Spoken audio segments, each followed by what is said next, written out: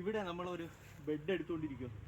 ഈ ബെഡിനകത്ത് കുറച്ച് ചീര നടണം. ചീര എങ്ങനെയാണ് നടുന്നതെന്ന് വെച്ചാൽ ഇതേ അത് നോക്കി, ഇവിടെ എല്ലാം ചീരയാണ്. ഞാൻ കാണിക്കാം. ഈ ചീരകളെല്ലാം ഇത്തിരി അടുത്ത് പോയിട്ടുണ്ട്.